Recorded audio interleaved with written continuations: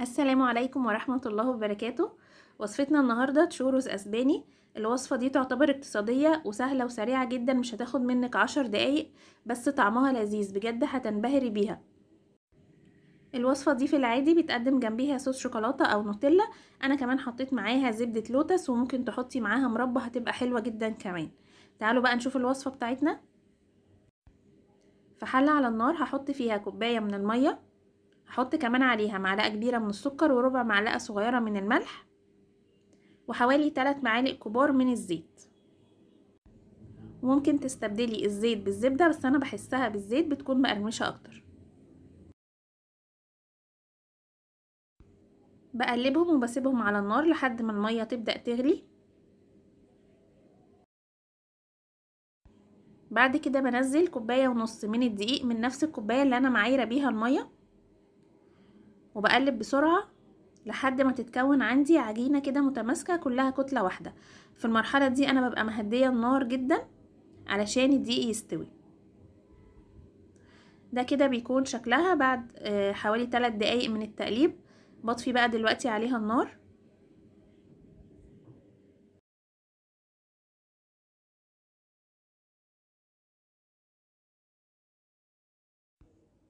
بحط العجينة دي في طبق وبفردها كده علشان تبرد بسرعة.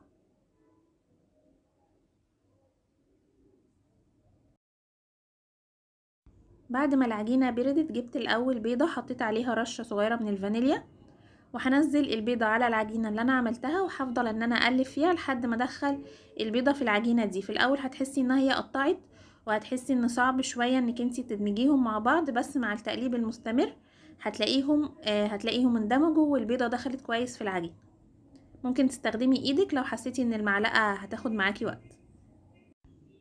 بعد ما البيضة الأولانية اندمجت حطيت البيضة التانية وبرضو عليها رشة من الفانيليا، وبقلبها بنفس الطريقة لحد ما تختفي خالص.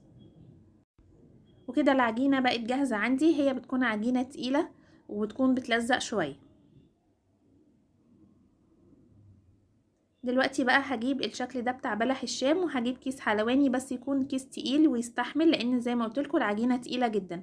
لو الكيس اللي عندك ضعيف او حسيتي ان هي مش عارفة تنزليها من الكيس، ممكن تنزلي العجينة بايدك وتستغني عن الكيس خالص.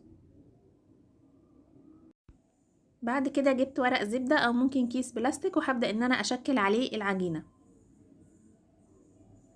بضغط على العجينة كده واعملها بقى الطول والشكل اللي انا حباه.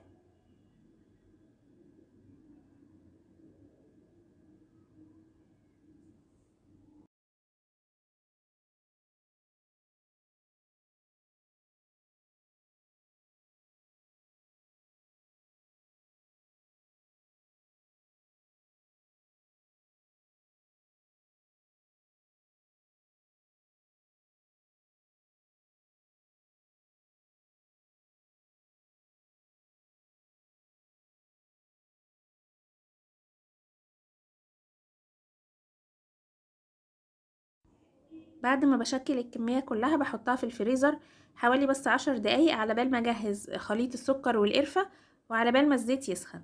عندي هنا حوالي نص كوباية من السكر، حطيت عليها معلقة من القرفة. لو ما بتحبيش القرفة ممكن تستغني عنها وتستكفي بالسكر بس. هقلبهم كويس مع بعض وهسيبهم دلوقتي على جنب. هنا بقى حطيت زيت يسخن على النار. الزيت بيكون سخن بس درجة الحرارة تكون متوسطة. هنا انا حطيت اول واحدة، حسيت ان الزيت لسه ما كانش سخن كفاية، فاستنيت شوية وحطيت الباقي. هنا كانوا طالعين من الفريزر على الزيت على طول، ما كانوش لحقوا يتجمدوا، بس مجرد ان هما يسقعوا شوية. بسيبه بقى على النار لحد ما ياخد لون ذهبي غامق شوية، بس طبعا بفضل اقلب فيه باستمرار علشان ياخد لون موحد من كل ناحية، ما يبقاش فيه ناحية غامقة وناحية فاتحة. باستمرار كده تخليكي واقفة جنبه وتفضلي تقلبي فيه.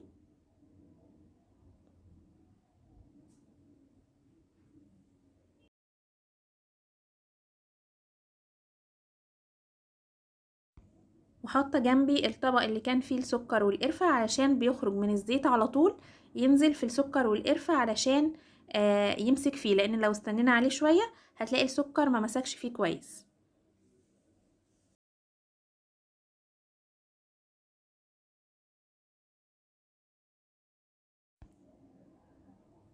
اهو كده لونه حلو جدا. هنزله بقى على السكر على طول، وابدأ احط كمية تانية لحد ما اخلص الكمية اللي عندي كلها. 1.5 كوب دي اللي احنا عملناهم على فكرة بيعملوا الطبق ده كمية حلوة جدا. وده شكله بقى بعد ما خلص، بيكون مقرمش من بره وطري من جوه.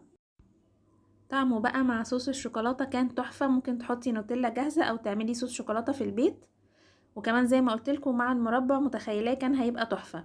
يا رب الفيديو يكون عجبكم، واستنوني في الفيديو اللي جاي. والسلام عليكم ورحمة الله وبركاته.